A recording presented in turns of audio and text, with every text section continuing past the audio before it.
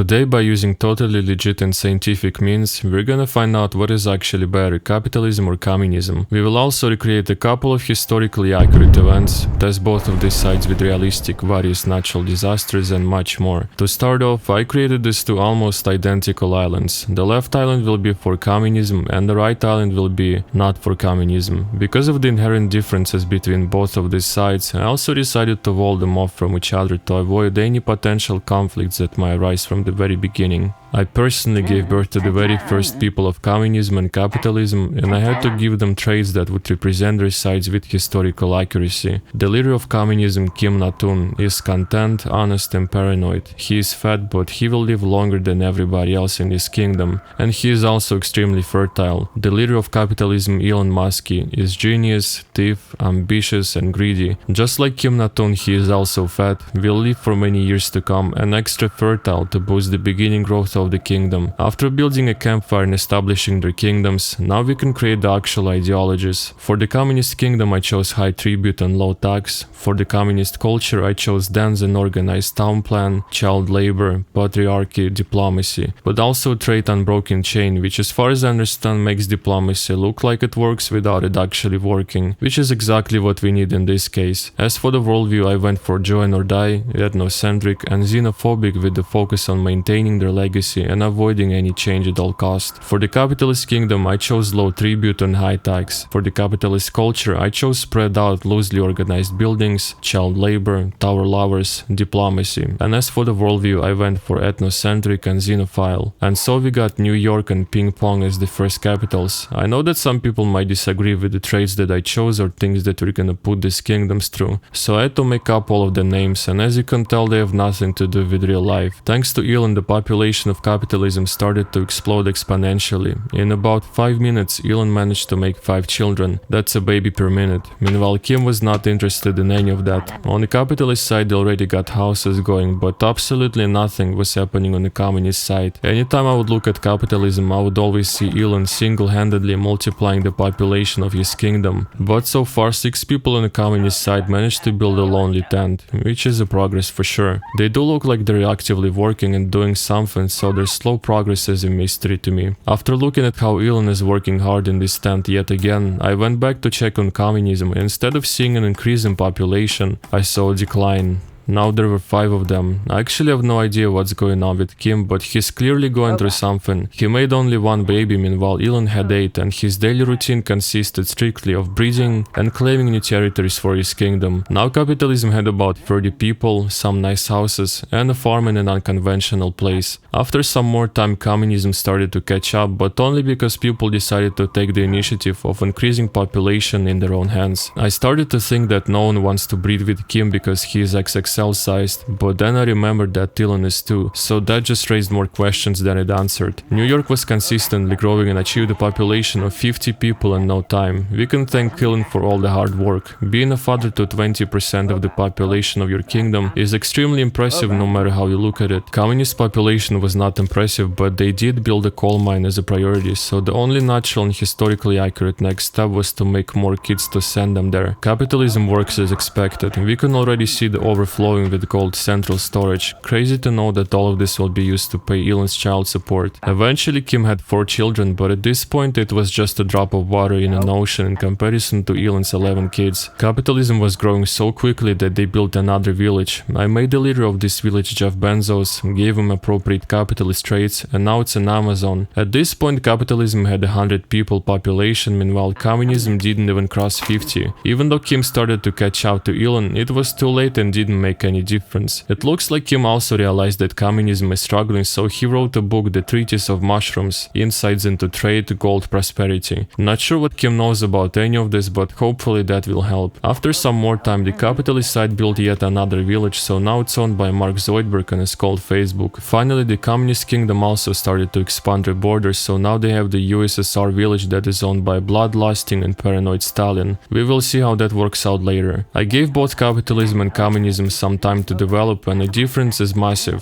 The capitalist population has now crossed 200 people, had lots of resources, and each village was developing very quickly. Communism couldn't boast with large population, or anything for that matter, but things were starting to look relatively promising. Since now both of these sides are more or less established, I figured it was time to see how they would deal with various historically accurate events. First, I tried to recreate the Industrial Revolution by dropping lots of resources on both of these sides to see what they would do with all of them. The capitalist side, specifically New York, quickly mined all of the gold notes without thinking. Meanwhile, communists were not even interested in mining any of them. It might look like the communist side is rigged or have some sort of mental disability that prevents them from making good decisions, but that would be only partially true. You wouldn't want to mine gold either, if all of it would just go to the state, or in our case Kim Natun. Meanwhile, I was admiring their architecture. They also built another village, so now it's China. You can tell that the capitalism is doing great, since now people are casually chilling outside and talking about pooping. They also developed another village, so now it's Trumpland. Since communism was doing pretty good for a long time, which is unheard of, it was a perfect time to recreate another historically accurate event that would put everything in its place. In 1966, Mao Zedong launched a cultural revolution that was intended to save the true communism and kill all the leftovers of capitalism. But surprising to no one, something went wrong and it led to a civil war where people were killing each other. So we gotta do the same. I dropped a couple of shotguns to communists and made a bunch of them mad, so they instantly started killing each other without asking any questions. And the results didn't have to wait. Communism lost at least 50% of their population in a couple of minutes. Now that they try to recover from it, let's recreate the Great Depression on the capitalist side to make it more or less fair. In 1929, $30 billion were lost in a couple of weeks, thousands of banks failed, and homelessness was everywhere. To recreate something like that, I bombed all of the resource storages and also blew up all of the houses of poor people. Absolutely no one cared about it and everyone continued living their normal lives. It might be a questionable reaction, but I get it, nothing ever happens. I gotta give it to communism, they do have great statues. After some time both of these sides developed new villages, so now we also have Chernobyl and Nvidia. At this point I felt like capitalism was lacking competition, so I turned Amazon and Facebook into their own separate kingdoms. Clearly that made everyone happy. Both of these sides were doing great, so I decided to see how they will deal with earthquakes. I dropped a couple of earthquakes on the main series of communism, and I did the same thing to capitalism. Dropping an earthquake on Facebook made the move slightly lower, but it also allowed OpenAI to develop in their original place. I'm also not sure how, but communism found a way to reach an alternative to Antarctica and put down a new village there. Since I didn't open any borders yet, I had to intervene and bomb this place to kill everyone who had anything to do with it. Time doesn't spare anybody, so unfortunately after about 100 years, Elon Musk had officially died of old age. People didn't grieve for long because very quickly Trump became a new king of capitalism and life continued. After Elon's death, Facebook and Amazon decided to form an alliance. I'm not really sure what's the pattern there, so let's just leave it at that. I wanted to see what would happen if both leaders of communism and capitalism had a stroke, so I disabled the brains of Trump and Kim. And to be honest, it didn't make any difference whatsoever. Despite being literally brain dead, it didn't stop Kim from breeding with a man named Dertsan. After some time I decided to recreate another historically accurate event, so I built a gulag on a communist site and dropped lots of innocent people in there to starve. As soon as I did that, Jeff Bezos and Kim Natun died at the same time and Stalin became the new king of communism. And it's just too many coincidences in such a short time frame. It's as if building a gulag was some sort of a ritual that we accidentally performed that awakened Stalin's hidden powers. More than that, the first thing that Stalin did as a king of communism is ally with Amazon and Facebook and declare a war on capitalism itself. That didn't stop there, so Mark Zuckerberg also died under mysterious circumstances. Since Facebook and Amazon allied against capitalism, now the capitalist side was at war with each other, but not for long because capitalism conquered both of them. Soon after that, Trump dies and Bill Gates becomes the new king of capitalism. As soon as I cursed people in the gulag to become weak and miserable, Stalin dies and Mao Zedong becomes the new king of communism. It's almost like the gulag was the source of Stalin's life force. Since Trump was dead,